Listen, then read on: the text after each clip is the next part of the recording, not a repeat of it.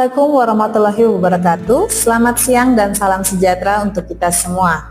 Perkenalkan, saya Ana Valencia Kristianti de Freitas SEMM, dosen tetap program studi manajemen Fakultas Ekonomi dan Bisnis Universitas Patimura Ambon.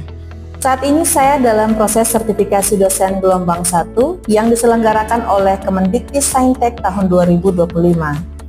Saya akan melakukan penyusunan dokumen pernyataan diri dosen dalam unjuk kerja Tridharma Perguruan Tinggi atau PDD UK TPT. Pada kesempatan ini saya akan memaparkan salah satu mata kuliah yang saya ampuh, yaitu Manajemen Keuangan 1. Saya mengajar mata kuliah ini pada semester ganjil tahun 2024-2025 dengan bobot 3 SKS. Mata kuliah ini merupakan mata kuliah wajib dengan kode mata kuliah PEB 185303. Mata kuliah Manajemen Keuangan 1 membekali mahasiswa dengan pemahaman tentang pengertian dan pentingnya manajemen keuangan, fungsi dan kedudukan manajemen keuangan, lingkungan manajemen keuangan, analisis laporan keuangan perusahaan, mengenali unsur resiko dan imbal hasil, modal kerja, pengelolaan kas dan surat berharga, pengelolaan piutang dan persediaan di perusahaan, serta sumber pendanaan modal kerja. Untuk pengoptimalan pembelajaran, digunakan pendekatan metode pembelajaran menggunakan sistem DIA atau Delivery, Interaction, dan Assessment dengan pendekatan Problem Based Learning atau PBL, antara lain ceramah, tanya jawab, diskusi, dan studi kasus. Untuk delivery, materi disampaikan secara terstruktur dan mandiri. Pada tahap ini saya sebagai dosen akan menyusun dan menyediakan materi perkuliahan secara sistematis melalui yang pertama slide PowerPoint tematik, video penjelasan konsep modul pembelajaran, serta bahan bacaan berupa artikel ilmiah dan buku teks keuangan. Mahasiswa didorong untuk belajar mandiri terlebih dahulu sebelum tatap muka, sehingga diskusi di kelas lebih fokus pada pemahaman dan pengayaan. Misalnya, pada materi analisis rasio keuangan, mahasiswa akan mempelajari terlebih dahulu contoh laporan keuangan melalui video, lalu mengerjakan latihan mandiri sebelum berdiskusi secara langsung. Yang kedua, interaction atau interaksi aktif dan kontekstual di kelas. Pada tahap ini mahasiswa dan dosen berinteraksi secara aktif, baik secara luring maupun daring. Bentuk interaksinya mencakup diskusi kelas berbasis studi kasus nyata, simulasi manajemen kas dan modal kerja, kuis interaktif, serta presentasi kelompok mengenai solusi atas permasalahan keuangan perusahaan. Contohnya dalam topik manajemen piutang, mahasiswa akan menganalisis kebijakan kredit suatu perusahaan retail dan mengusulkan solusi berbasis rasionalisasi kredit dan risiko gagal bayar. Interaksi seperti ini mengasah kemampuan berpikir kritis dan keterampilan komunikasi bisnis. Yang ketiga, asesmen atau penilaian objektif dan progresif. Penilaian dilakukan secara berkelanjutan dan holistik, mencakup kehadiran dan partisipasi aktif 10%, tugas individu dan kelompok 15%, ujian tengah semester 35%, dan ujian akhir semester 40%. Setiap bentuk penilaian dilengkapi dengan rubrik evaluasi yang jelas dan transparan. Umpan balik diberikan secara langsung sehingga mahasiswa mengetahui area yang perlu ditingkatkan. Misalnya setelah menyelesaikan tugas analisis laporan keuangan, mahasiswa mendapatkan komentar mengenai ketajaman analisis rasio serta interpretasi hasilnya. Mengapa metode DIA relevan untuk manajemen keuangan 1? Karena mata kuliah ini tidak hanya menekankan pada konsep teoritis, tapi juga kemampuan praktis dan pengambilan keputusan. Maka pendekatan DIA sangat cocok untuk menumbuhkan kemampuan berpikir sistematis dan problem solving berbasis keuangan. Yang kedua, kolaborasi tim, terutama dalam diskusi kasus dan presentasi.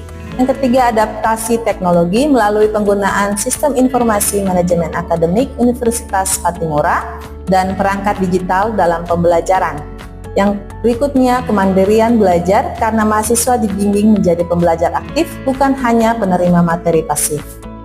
Mata kuliah ini secara langsung mendukung capaian pembelajaran lulusan atau CPL dengan capaian sikap yang pertama bertakwa kepada Tuhan Yang Maha Esa dan mampu menunjukkan sikap religius. CPL yang kedua yaitu keterampilan umum, mampu bertanggung jawab atas pencapaian hasil kerja, melakukan supervisi dan evaluasi terhadap penyelesaian pekerjaan yang ditugaskan kepadanya. Kemudian CPL yang ketiga yaitu keterampilan khusus, mampu menggunakan ilmu pengetahuan dan teknologi dalam menyelesaikan masalah dengan memperhatikan keseimbangan alam dan lingkungan. Dan yang terakhir, mampu menguasai ilmu manajemen yang mencakup manajemen pemasaran, MSDM, manajemen keuangan, dan manajemen operasional dalam menghasilkan kinerja organisasional. Adapun CPMK yang akan dicapai antara lain, yang pertama, mampu menunjukkan karakter yang baik berdasarkan pengetahuan dan kemedaran dalam menjalankan tugas berdasarkan perilaku individu, berdasarkan karakteristik kepulauan. Yang kedua, mampu mengimplikasikan teori manajemen keuangan secara efektif dan efisien dalam pengambilan keputusan sebagai manajer keuangan. Yang ketiga, mampu berkomunikasi secara efektif dengan menggunakan strategi manajemen dalam upaya mengatasi masalah keuangan. Dan yang berikutnya, mampu memecahkan masalah keuangan secara tepat melalui analisis rasio keuangan. Dan sub CPMK yang pertama yaitu mampu memahami pengertian dan pentingnya manajemen keuangan, fungsi dan kedudukan manajemen keuangan dalam upaya pencapaian tujuan perusahaan. Sub CPMK yang berikutnya mampu memahami dan mengetahui secara garis besar analisis laporan keuangan perusahaan dan lingkungan dari manajemen keuangan. Sub CPMK yang ketiga mampu mengenali unsur resiko dan return yang menjadi landasan pertimbangan keputusan manajemen keuangan. Sub CPMK 4 mengetahui apa itu modal kerja dan kebijakan modal kerja dalam operasi perusahaan. Sub CPMK 5 mampu mengenali pengelolaan kas dan surat-surat berharga di perusahaan. Sub CPMK 6 mampu mengenali pengelolaan piutang dan persediaan di perusahaan. Sub CPMK 7 mengetahui sumber pendanaan modal kerja yang dilaksanakan perusahaan. Beberapa pokok bahasan dalam mata kuliah ini mencakup yang pertama, pengantar manajemen keuangan, yang kedua, analisis laporan keuangan dan rasio keuangan, yang ketiga, lingkungan keuangan, pasar modal, suku bunga dan pajak, yang keempat, risiko dan imbal hasil atau risk and return, yang kelima, kebijakan modal kerja, yang keenam, manajemen kas dan sekuritas, yang ketujuh, pengelolaan piutang dan persediaan, yang kedelapan, sumber pendanaan jangka pendek. Berikutnya merupakan video pembelajaran mata kuliah Manajemen Keuangan 1 pada pertemuan pertama. Selamat menyaksikan. Selamat siang mahasiswa. Assalamualaikum warahmatullahi wabarakatuh. Salam sejahtera. Shalom. Ya, berjumpa lagi dengan saya, Ibu Ana.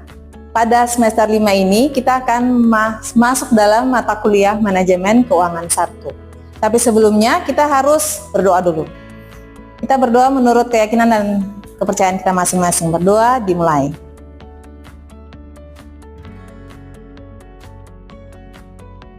Berdoa selesai. Yang pertama kita harus tahu bahwa Manajemen Keuangan 1 itu berbobot 3 SKS. Nah, agar proses belajar berlangsung optimal, perkuliahan ini menggunakan pendekatan pembelajaran DIA, yaitu Delivery, Interaction, dan Assessment. Ya, di mana apa yang saya sampaikan itu dapat tersalur dengan baik dan ada interaksi kelas yang baik selama pembelajaran mata kuliah manajemen keuangan. Kemudian terkait dengan assessment atau penilaian itu bersifat dengan objektif. Hari ini kita akan belajar, yang akan kita belajar hari ini yaitu an overview of managerial finance atau ruang lingkup manajemen keuangan. Yang pertama kita akan belajar apa itu pengertian dan pentingnya manajemen keuangan. Yang kedua, tanggung jawab manajer keuangan atau fungsi keuangan. Yang ketiga adalah tujuan perusahaan. Yang keempat adalah fungsi keuangan dengan tujuan perusahaan. Akan ada pretest. Apa yang kamu, ada dua. Yang pertama adalah apa yang kamu ketahui tentang uang. Siapa yang bisa jawab? Menurut saya, uang adalah alat tukar yang diterima secara umum dalam suatu perekonomian untuk memfasilitasi transaksi jual beli barang dan jasa serta untuk melunasi utang. Oke, jadi uang itu alat tukar ya.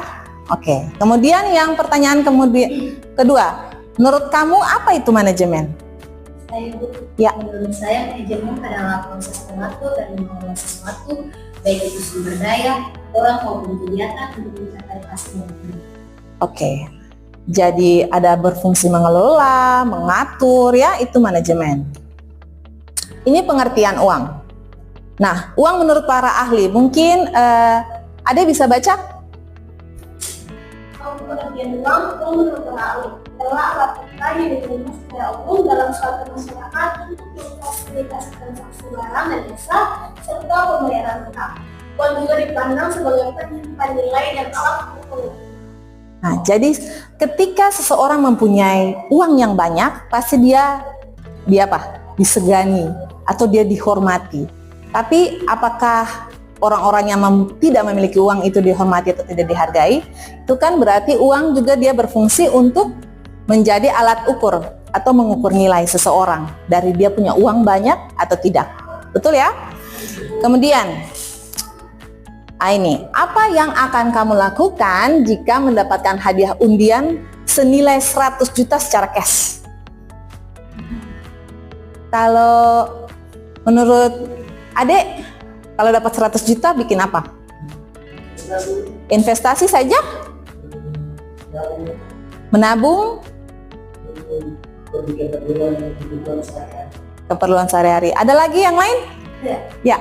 Saya akan buka usaha. Buka usaha. Itu saja? 100 juta buka usaha? Ya, usaha mulai dari dia sampai. Oke. Ada lagi yang lain? Sudah? Oke. Jadi tadi ketika nama siapa tadi yang jawab? Syahrul. Baik. Sesuai yang Syahrul dan siapa tadi yang Ella bilang bahwa akan mungkin yang pertama mungkin ada yang menabung, ada yang mungkin ada juga beli rumah atau investasi, ada yang mau mungkin beli kendaraan. Karena 100 juta nih, bukan nilai yang kecil ya, 100 juta. Jadi mungkin ada yang mau beli iPhone terbaru. Kemudian ada yang mungkin liburan. Ada juga yang tadi Syahrul katakan itu investasi emas. Secara tidak langsung itu adik-adik mahasiswa sudah memiliki yang namanya konsep manajemen keuangan di pikiran.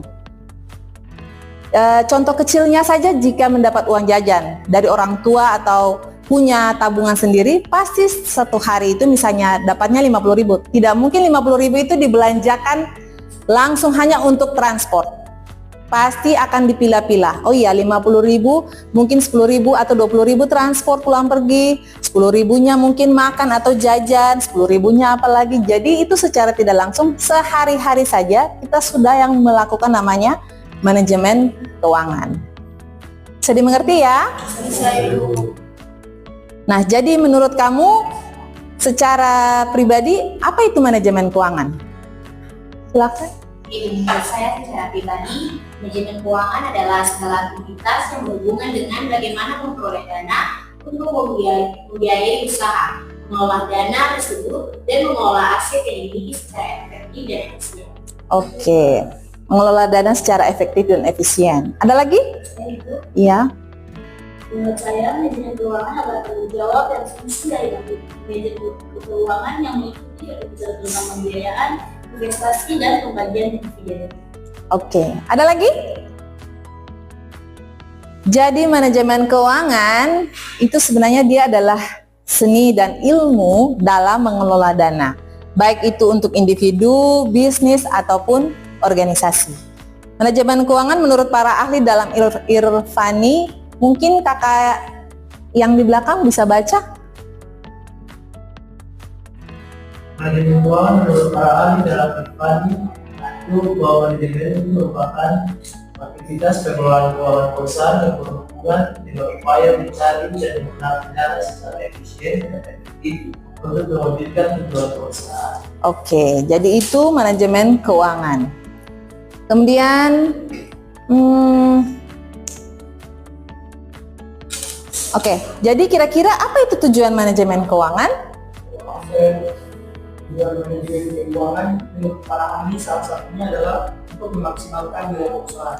Untuk memaksimalkan nilai perusahaan. Itu memang benar salah satunya seperti itu. Oke, jadi tujuan manajemen keuangan seperti yang Ade bilang itu salah satunya adalah memaksimalkan nilai perusahaan. Jadi tujuan perusahaan itu kan sebenarnya dia memperoleh keuntungan. Tapi zaman sekarang itu tujuan manajemen keuangan itu juga memaksimalkan nilai perusahaan. Bukan saja memperoleh dana, tapi dong juga harus memaksimalkan nilai perusahaan.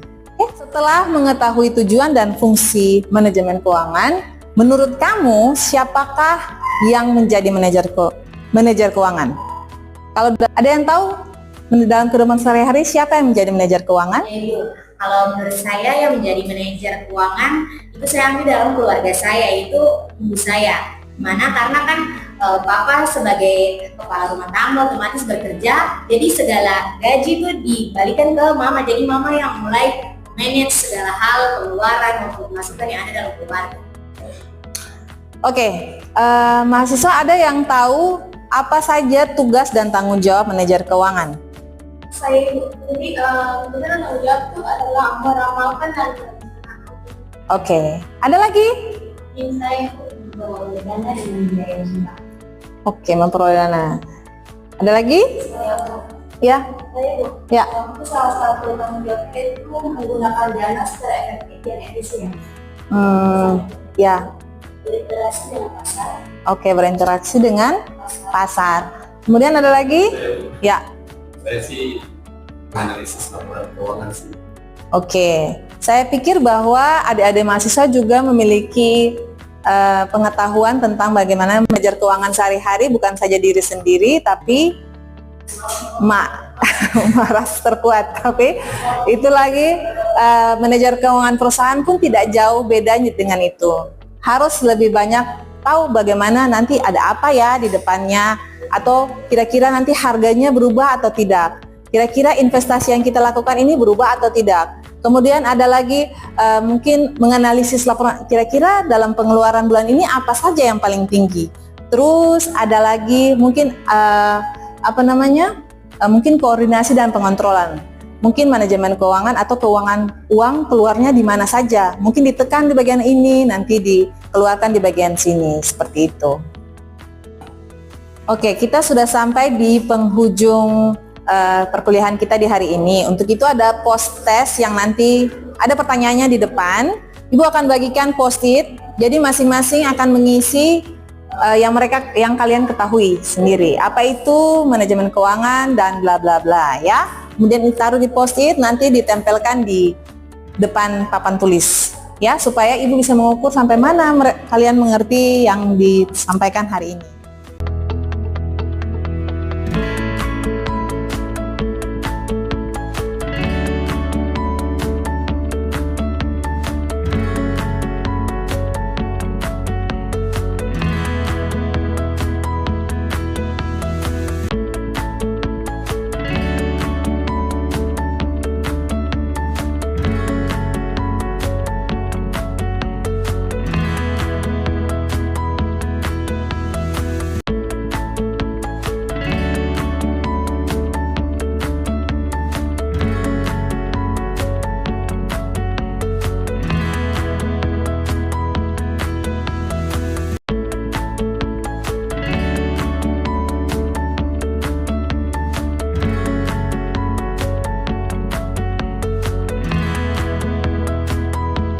Absen, nanti boleh di-scan barcode yang ada untuk mengisi absensi hari ini.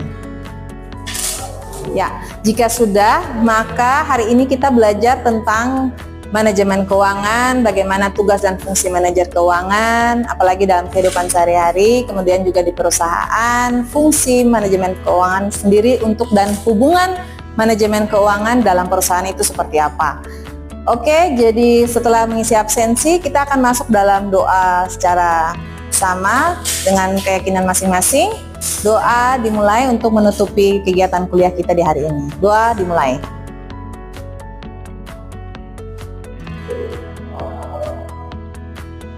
Doa selesai. Oke, sampai berjumpa di Minggu berikutnya kita akan bahas tentang laporan keuangan. Untuk itu bagi mahasiswa tolong dibaca saja materinya untuk kita lanjut dalam sesi berikutnya di minggu depan. Oke, selamat siang semua. Sekian video pengajaran mata kuliah Manajemen Keuangan 1 pada jurusan Manajemen Fakultas Ekonomi dan Bisnis Universitas Patimura Ambon. Semoga video ini dapat menjadi pertimbangan baik dalam proses pengajuan sertifikasi dosen gelombang pertama tahun 2025. Akhir kata, terima kasih. Wassalamualaikum warahmatullahi wabarakatuh. Salam sejahtera. Hotu Mese.